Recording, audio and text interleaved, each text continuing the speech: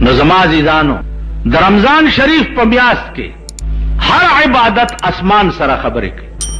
علما لیکي چې رمضان د هغه کاڼي نوم دی چې کوم کاڼی د چیلي د سر عمره دی او د جهنم په دې سر پروت دی. سمندر په کال کې یو ځل په داسې موج کې راشي چې د ده اراده دای چې دا ټوله دنیا سیلاب کم. نو الله دا رمضان کاڼی ور مخامخ کی چې ور مخامخی کی یو چس ناری کی او دا رمضان کاڼی ټول سمندر اوچ کی.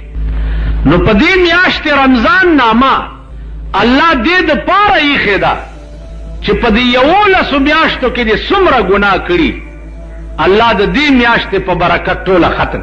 نو عزیزانو عرض مې داو چې دې میاشتې لا ملا وتړی ختمونه پکې وکړي. امام ابو حنیفه رحمت الله علیه به د رمضان په میاشت کې 1 ختمونه کول. 1 یو ختم به په تراوو کې کولو، یو سپاره به ویل، او یو ثابت ختم به د شپې کولو، او یو ثابت ختم به د ورځې کول. سهار نه به تر ماښامه پورې یو قرآن ختم کړو، بیا به تراویح چې وکړي بیا به شروع شو، نو تر سهار بانګه پورې به بل ختم وکړو. 40 کاله د ماسخوتن په اودس د سهار مونځ کړی. 40 کاله مونږ یو ختم هم نشو کړو. هغه جماعت لټو چې چرته امریکنی انجن امام ولاړي او ګړسته وباسي، یو ختم نشو. عزیزانو ما 40 کاله ختمونه کړي، د یو شپې ختم ما کړی دی. 8 بجې ماسخوتن امنیت وتړلو، زمونږ یو استاد و خدای دې غریق رحمت کی هغه پسې، او د شپې چې 3:30 بجې شوې نو ورپسې ولاړو، چې 3:30 بجې شوې نو ودوحا ته ورسول. پاو کم 10 سپارې په یو رکعت کې ویلې، ا باقی پاوې په نورو رکعتونو کې وي.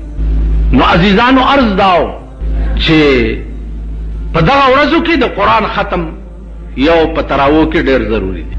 امام حنبل رحمت الله علیه خدای په خوب کې ولیدو، نو تپوس یې وکړو چې یا الله ته په څه شي ډېر خوشحالېږي، ته په څه خوشحالېږي؟ لکه اوس ما نه ته تپوس وکړي چې ملا صاحب ته په څه خوشحالېږي؟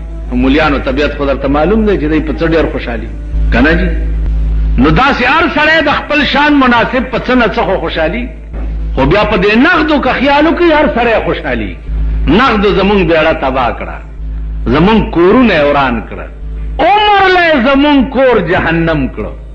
عمر له د نغدو د پاره مونږ په ایس ګناه سرپه نه ده، په ایس ګناه د نغدو د پاره وګوره په دې ملک کې ګرځه. کم سړی چې پردی خویندې او پردی میندې او پردی لوڼه بل ته سپلای کوي د نغدو د پاره، دا خو عام شی دی. تاسو راشئ وګورئ نن د ملک د هوټلو ډک دی، ټول ملک هوټل شو. په دې هوټلو کې وګوره الکان سپلای کی د نغدو د پاره. هیروین چې د انسانیت دشمن شی دی هغه سپلای کیږي د نغدو د پاره. نو نن زمون عمر لکور چې د هغه جهنم شو، د جنت ته مې مه کوئ، ما جنتونه نشته. زه چې په کومه زمانه کې اوسېږم نو ما ته د ځان نه واله تر خفه نه شئ تاسو پورې جنت منت نه ښکاري. یو لیونی ما ته راغلی ویل بجلیګر ملا ته یې ماله تبر ورسره و، تبر یې د صادر نه راوویست، ویل دا تبر ګورې په دې به دې کیمه کم، که دې د جنت نوم واغستی په دې تبر به دې کیمه کم. زه ویرېدم ما بیړی غرکشه چېرته خو لیونی دی رښتیا مې ونه وی. ویل په دې تبر مې ټول جنتونه مات کړه، جنت نشته، او نه خلکو ته د جنت تقریر وکړي، او په دوزخ کې مې ښه سیخوالی دی، اور مې تازه کړی دی، خلک را تیاروه چې راځي. نو ماما جنتونه نشته. تاسو په ایمان وای دی ځان ته وګورئ، مونږ د انسانیت دشمنان یو. مونږ یو محتاج چې وي محتاج او تا ته ودرېده، محتاج دی او تا ته ودرېده، او تا د هغه د احتیاج د لرې کولو د وس مطابق کوشش ونه کړو، ته به جنت ته ځې. روژه نیسه نو داسې به خر ته هم زه خوله وتړم ټوله ورځ به ګیا نه خوري. تپوس به کوې چې روژې میاشت راله، اسې نه چې څوک ماښامې بې ترکارۍ یا ماخامه بیرو جماعتی اونکی که پا محلا او پا کلی کی یو کور بیرو ٹھائے او بیرو جماعتی پاتے شو اللہ با پی دا ٹول کلے جہنم تبوزی دا ٹول کلے زپ زندگائی کے ودنو مدنو تنظم که دا پلار وادمیم نورزم وجہ صدا وجہ دادا چی یو زل پیخ شوے اوما یو زل دا سے لین لگے دلے دے در اٹھائے نو یو سر تا منگا ناستیو لگ دا سے دا غور غور ملیان ناست او لاندے سر تا غریبان ناست نو ما چی یو نوڑائے اوچتا کا او دوے میں تا ملاس کولو چی دے درستخان تا میں رستو کا تا نو آغا نورو خلقو تا تشیوری جی پرتیوی او زمونگ دے سائیڈ باندے ڈونگے وے او پکی ترکارے او فلان دی لاس میں اونی ولی جی نور سروڑو مالنا باروٹای ختم شو چی باروتو او وادو والا تا میوے چی ویتاس خوجی سونو خورم اللہ دی دغا کوروان کچی دا تپکی ہوسا ستا خدای بیخ بنیاد دغا پلار او نکو باس چا کم خوار او غریبو ناستو پا یو درستخان اغیتا دی تشوری جی خیوے او چی دا غور غور ناستو دیتا دی ڈونگو کی چرگانی خیوے تا خدای تباہ و برباد آغا ورز دا و نن ورز دا دی خار کیا خنزیرو سیل چی پا مخراشی مخرا نواری پا 50 کالا کی ما دا کار کرے ہو بیا میں ویچے رو رو رکھاوائے او دا ما خام تازان لسرکڑی چرگانی خیدی او پا مالت کے دے چا خود کے دلی پیتیم نشتا او نیولی دے رو جدا پا خدای بٹے پر خرسے چی مار پچے نیو وی دخلیل تر کعبی دا کعبہ بہتر دا دخلیل تر کعبی دا کعبہ بہتر دا چی سوک جوڑ کاندی ویران حرم دزڑ آغا دا ابراہیم علیہ السلام پا مکہ کی جوڑا کرے کعبہ چی دا داغین دا انسان پزلے کی چکم کعبہ دا داتی چتا دا آغا کعبہ چی ورانا کنو اللہ پہ دمرا نخپا کی گنتی و بلچی روالا او مکی تورشا و کعبہ ٹولا ورانا کا داغی دمرا گناہ ندا لکا دا چا زردی چی بے گناہ ازار کرو دمرا گناہ نن من قدم بیر تک موزران یو ظالمان یو قدم بیر دل ازار یو خبگورو چی زما دی حرکت نا دے سڑی تا دا تکلیف رس نو پخپل لگ دزارو گوٹ تیر کر بلتا تکلیف مرا سوا کر نازیمانو عزیزانو مونگ لڑمان و ماران یو دا چا ڈنگ چالا نور کو ٹک نور کو نو سپیخ ندی را باندے چی پیخ شی پا لڑم نو تماشای کوا چی 200 کالا دی ورطا چوریان اچولی کنا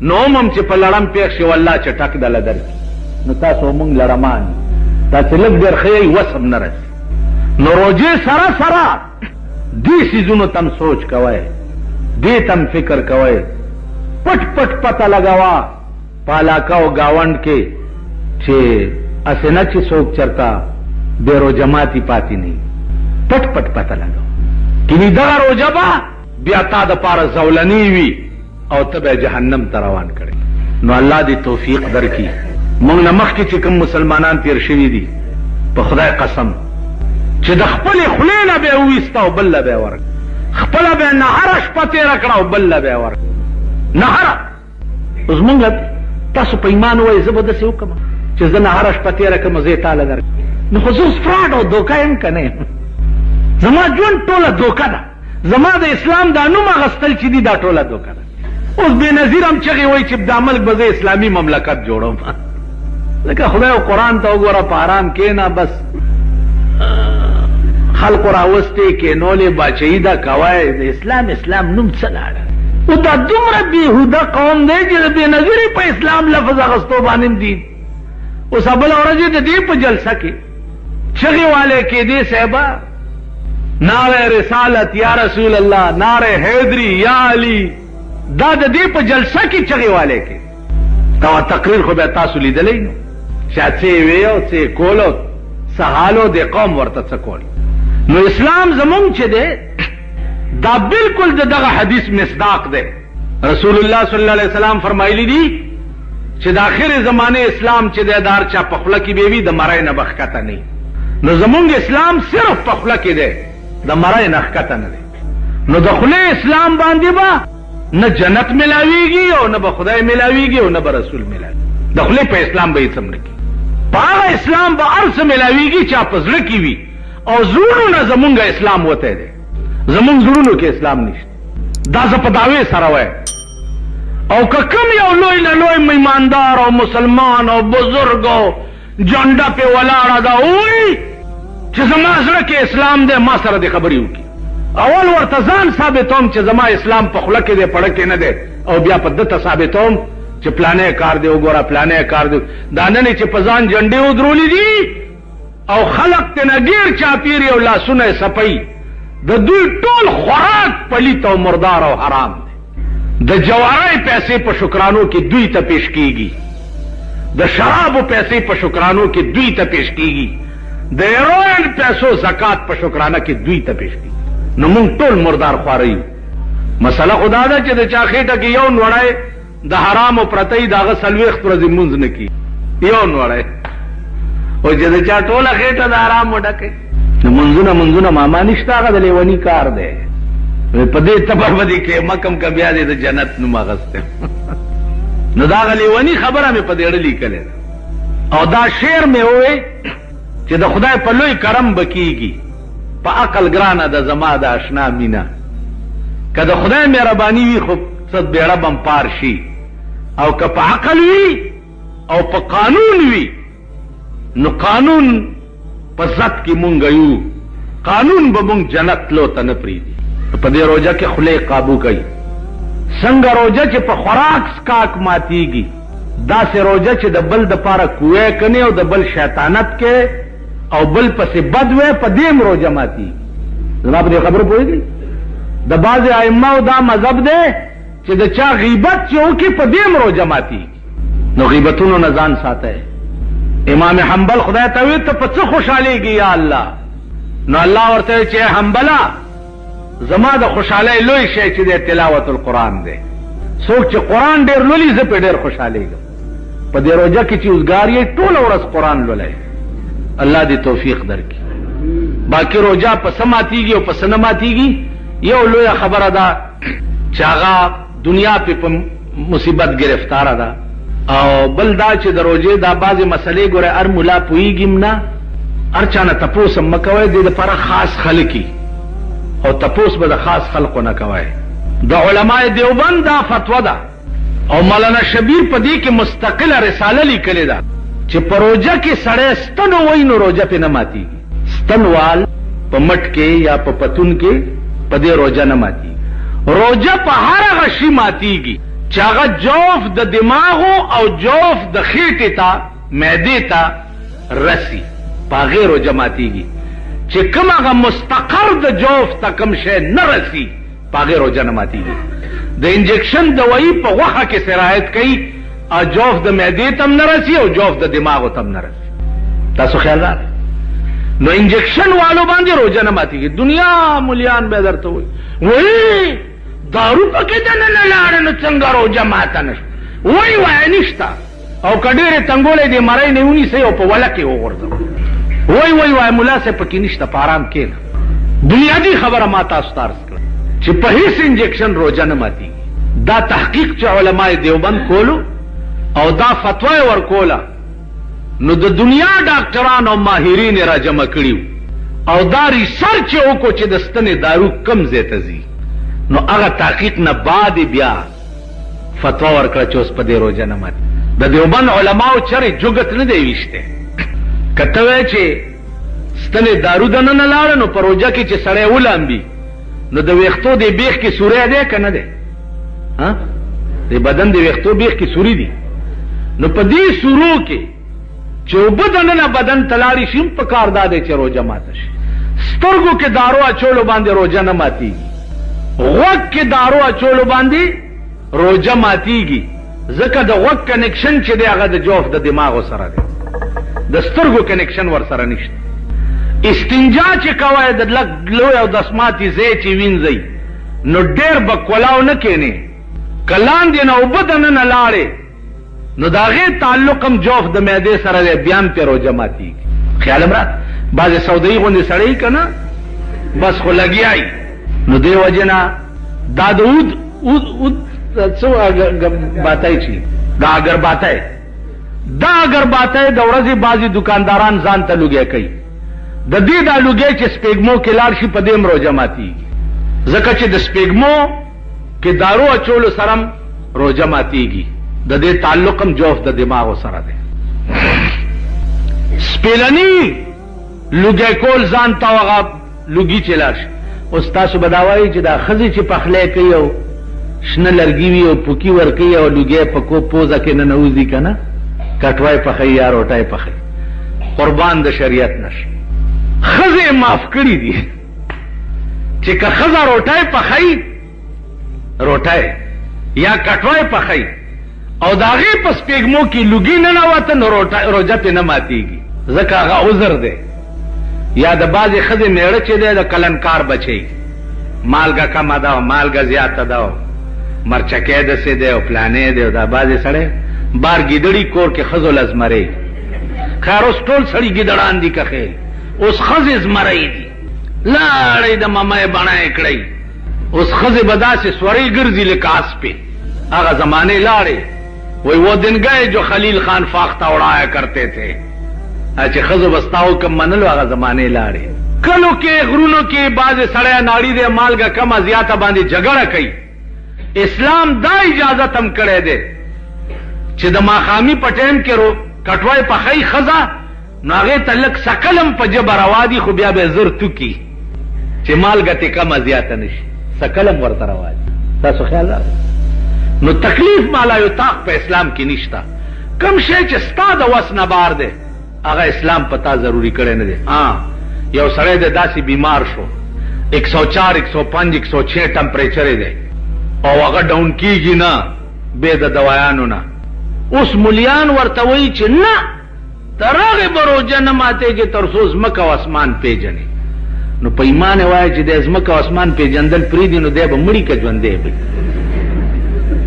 خو مړ به که نه چې ځمکه او اسمان پیژنې تر هغې روژه مه ماتوه نه نه ایماندار او نیک ډاکټر چې خپله روژهدار وي او هغه درته وایي چې بچیا که روژه دې ماته نه کړه نو نور خرابېږي نو د هغه په وینا به ټیک روژه ماته کې چې جوړ شي روژې نه پس به دا روژه بیا ونیسي تاسو خیال را چې ځمکې او اسمان پیژنې او ځمکې او اسمان فرق کولی شي نو روژه به نه خورې دا هم زمونږ د بې علمۍ خبرې دي عزیزانو دې ته به هم لږ سوچ کوئ کم شی چې ستا د وش نه باري ستا په زړه خدای پوه دی چې د روژې متعلق واورئ حضرت معاویه رضی الله تعالی عنه یو ورځې مونځ نه پاتې شو چې مونځ نه سهار جمع نه پاتې شو نو ټوله ورځ یې په ژړا تېره کړه چې سهار جمع رانه قضا نو الله ملایکو ته حکم وکړو چې معاویه ته یو په 15 زیات ثواب ولي د په جمع پسې وجړل بل سبا له شیطان د خپې نه وخوځولو چې پاسه د جمع وخت دی څوک یې ویل زه شیطان یم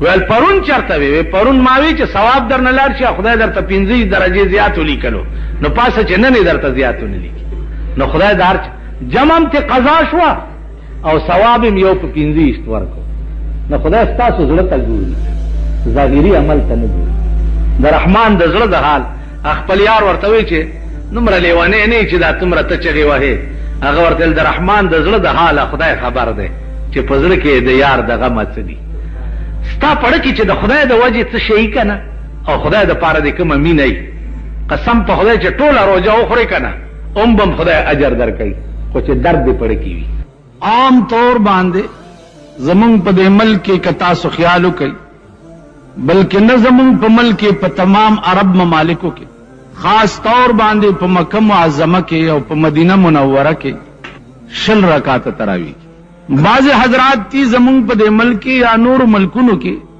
چې هغې 8 رکعاته تراویح منشا د اختلاف څه شی ده هسې په خبرو خو به پوهېږئ امید دی پوهې خلق یې ځکه چې ټول عمر الیکشن یې کړي دي دا لیډر مزاج خلق چې په خبره ډېر ښه پوهېږي د جناب رسول الله صلی الله علیه وسلم نه تراویح په جمع باندې صرف 3 شپې منقول دي روایات د تراویح چې دي هغه د 8 رکعاتم شته او د 20 شته او د 40 شته لن درته وایم چې 3 شپې رسول الله صلی الله علیه وسلم تراویح صحابه او ته په جمع وکړي او په 4مه شپه صحابه په انتظار ناستو او حضور علیہ السلام ورته راونوت. سبا له صحابه تپوس کو چې یا رسول الله مونږ خو بیګا انتظار کولو تاسو تراونوت. حضور علیہ السلام فرمایل چې کنن شپم زراوته وي نو دا تراویح به په تاسو فرض شوه، ځکه چې د پیغمبر دوام په یو عمل باندې دا موجب د فرضیت.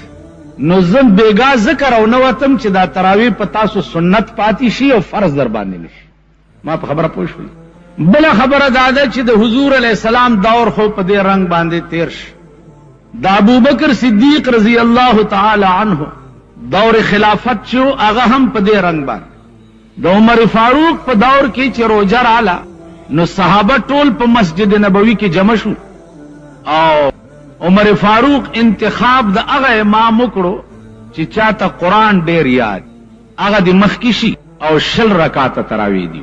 د عمر فاروق تمام دور خلافت چې دی هغه په 60 رکعاتو تراویح باندې تیر شي. اوس زمونږ په دې ملک کې کوم حضرات چې د 8 رکعاتو قائل دي نو هغوی دا وایي چې د پیغمبر عمل د 8 رکعاتو او دا د 60 عمل چې دی دا د عمر فاروق.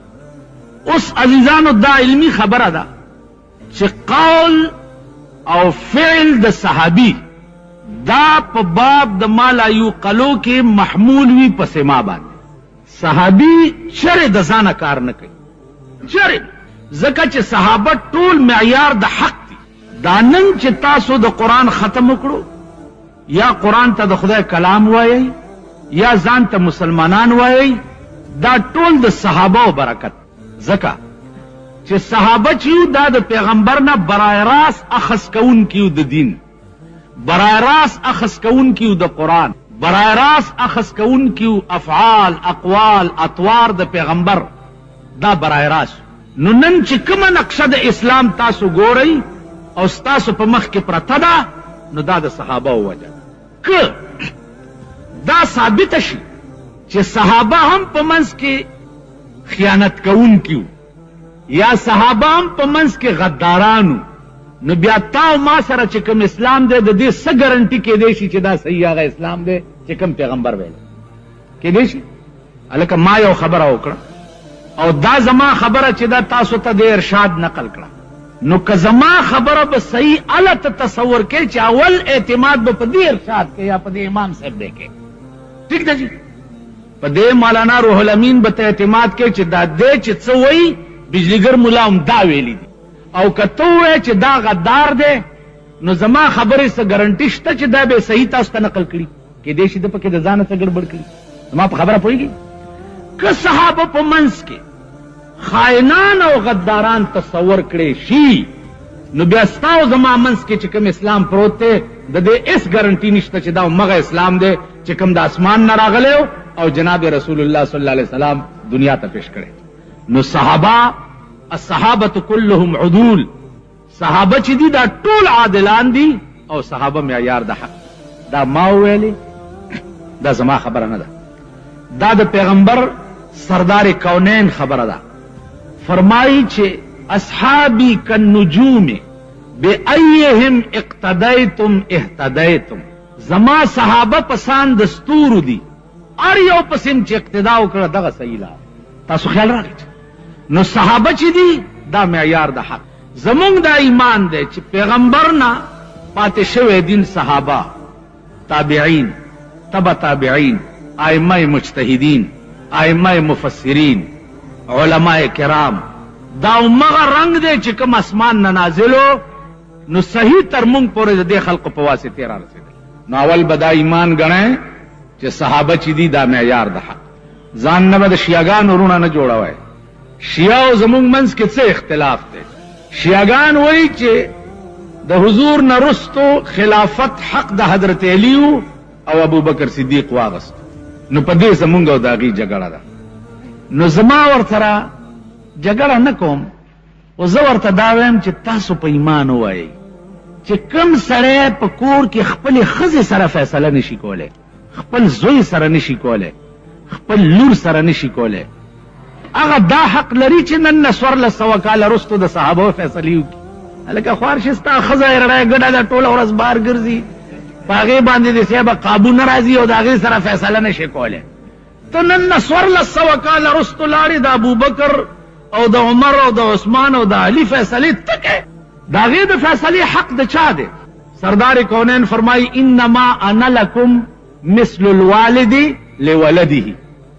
اے صحابه ز تاسو د پاره په مثال د پلارم لکه پلار چې د پاره د بچوي. نو د زامنو منځ کې اختلاف چې دی داغه د فیصله حق د پلار زیات دی که د پردي سړي زیات دی؟ ٹھیک ده.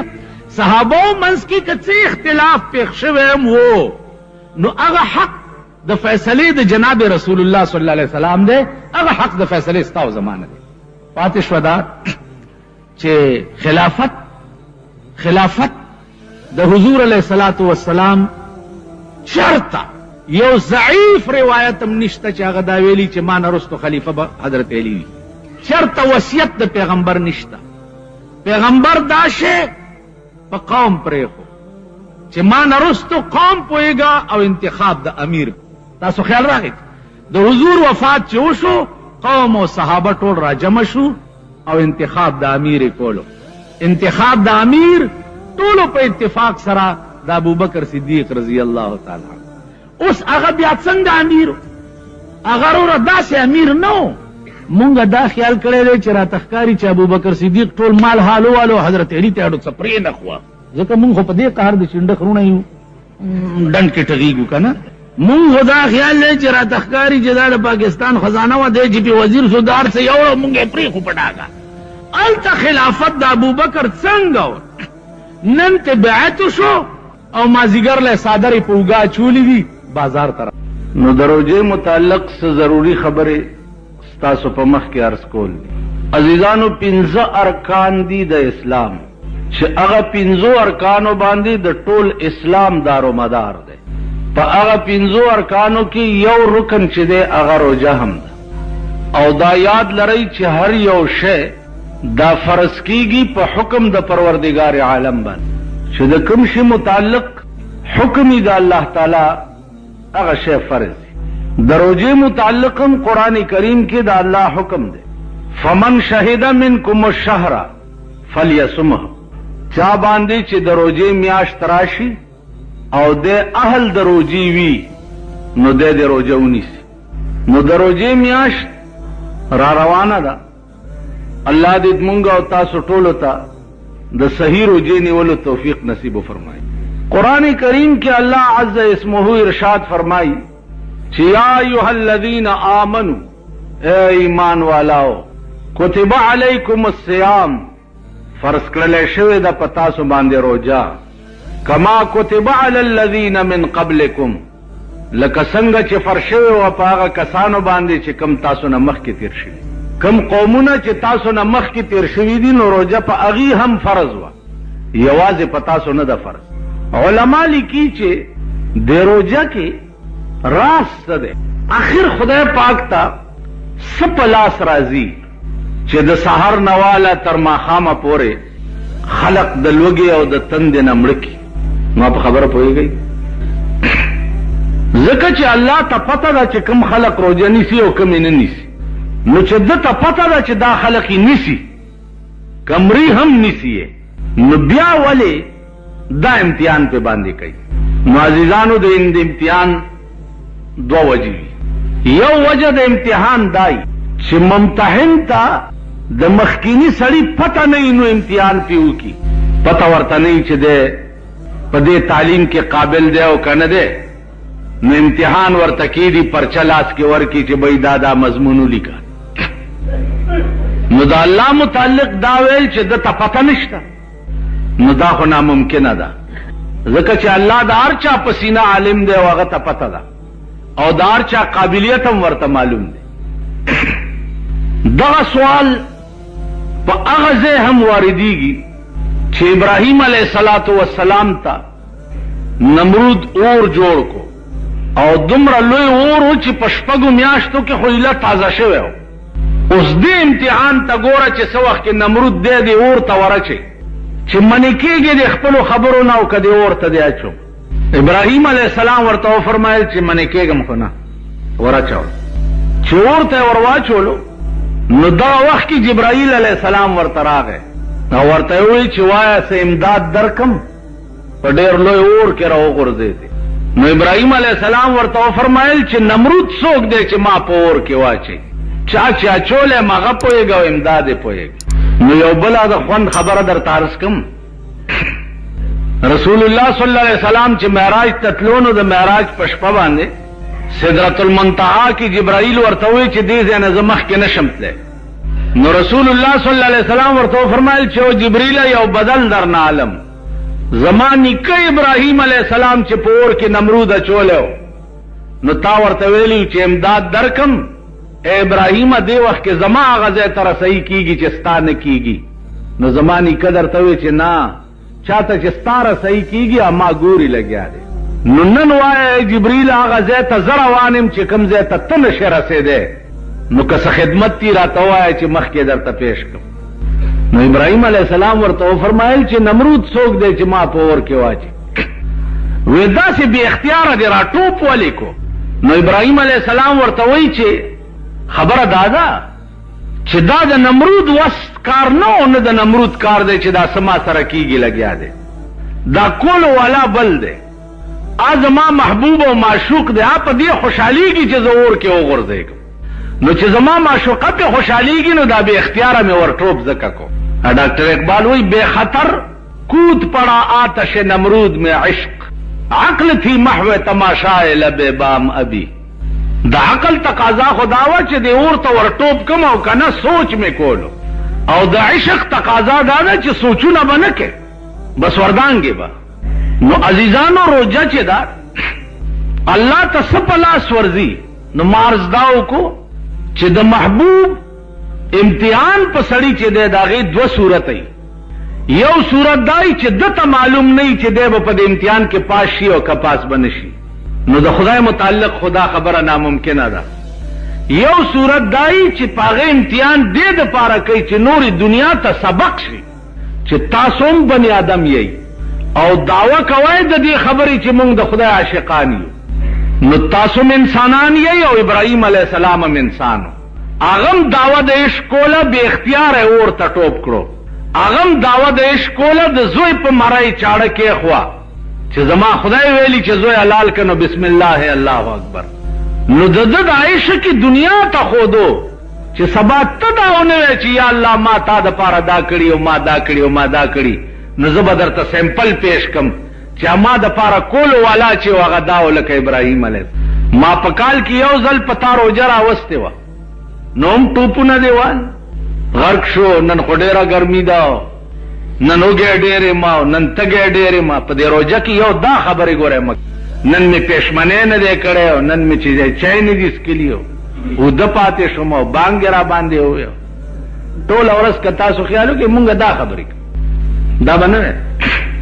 په خدای قسم چې دا روژه چې فرض شوه نو په هغه وخت کې غوښې چرته وي دا سبزیانې چې دا تاسو نن خورئ دا چرته وي.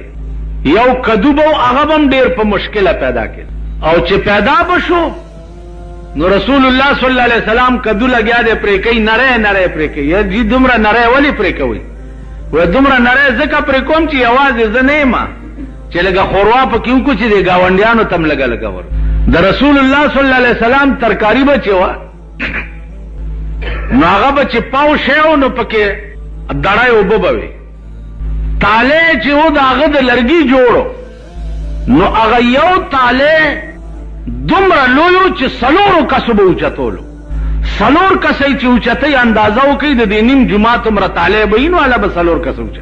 نو دا دومره لوی تالی دې دپاره جوړ کړی و چې مونږ چې روټۍ خورو هسې نه چې چېرته غلام یا مری یا مزدور دا رانه بار پاتې نه شي چې هم په دې تالي کې روټۍ وخورو. د جناب رسول الله صلی الله علیه وسلم عادت مبارک دا و چې یوازې به روټۍ نه خوړه څومره ملګري غلامان خادمان مریونه دا ټول به ځان سره په یو تالي کې د دواړو کونو بادشاه دی او په روټۍ ورسره مریونه او خادمان ناست.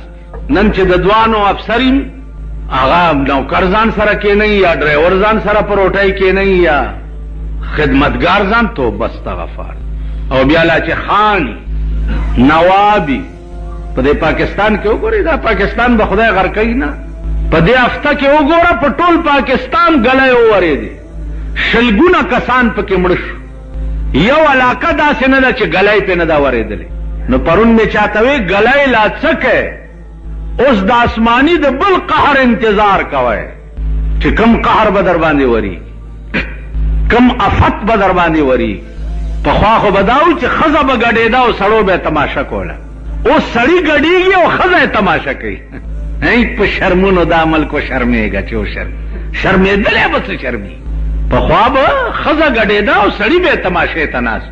کم سړي به چې ښځې ته چیلم ډکوله بړواګان به یې ورته وي، او یا بړواګانو ته به یې چیلم ډکولو، مونږ به هغې پورې خندل چې او بې غیرته ته څنګه پښتون ځان ته وی. خدای دې بې خوباسه ته بړواګانو ته چیلم ډکې. مونږ هلکوالي زمانه کې به دا ډېر تعجب ګڼلی. اوس ټول ملک ګډېږي، هر سړی کنجر او ډم دی. دا مونږ ګیرو والا چې نه ګډېږو، لږ دا څه ډیله میلم په مخ ولاړه دې نه شرمېږو که نه مونږ د ټولو نه زیات. تاسو وکته بله ورځ د قوم ګډه، بیا د قوم د ملک د اسمبلی ممبران ګډېږي. نو چې د کم ملک پارلیمنٹ کنجر وي، د هغه ملک انجام بڅوي او د هغه ملک حال بڅوي. تاسو به نورې د ځان تماشې کوئ.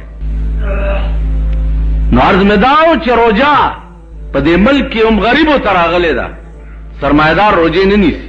پیغمبر فرمایلی دی الاسلام بدأ غریبا وسيعود كما بدأ فتوبى للغرباء.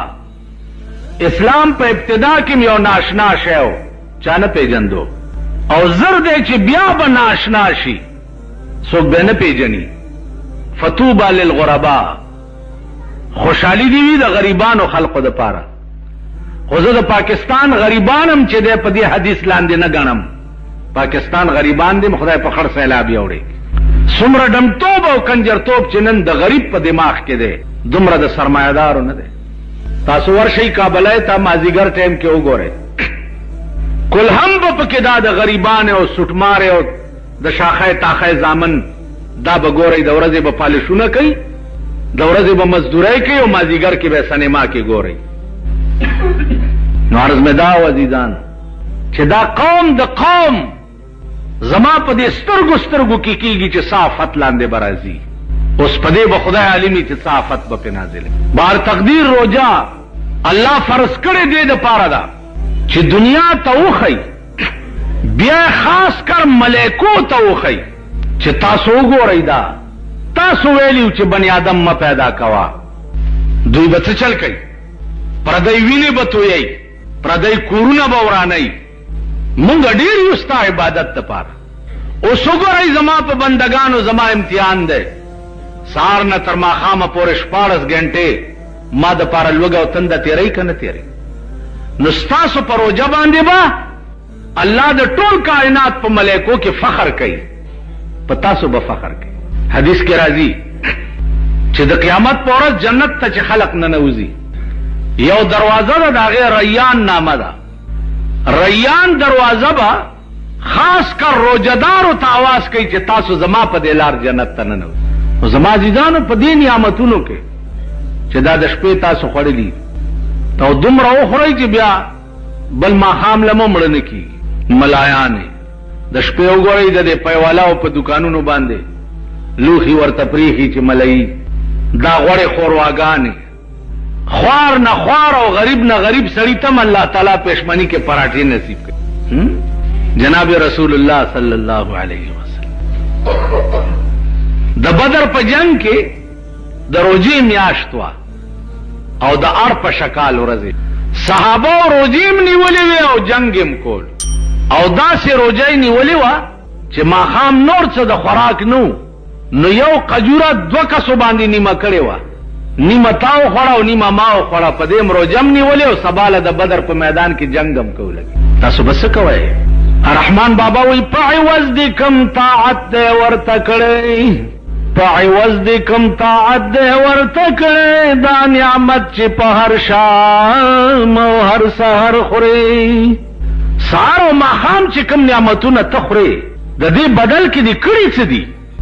بدلوي په دنیا دین او ایمان ولې، نه پوهیږي په خپل سود او په زیان ولې بدلوي په دنیا دین او ایمان ولې نه پوهیږي په خپل سود او په زیان ولې خدای درکړی دی د هرې چارې توان دی نو ته په هسې ډېر لوی توان کې د ځان بولې ناتوان ولې کم توان او طاقت دی چې الله تعالی تا ته نه دی درکړی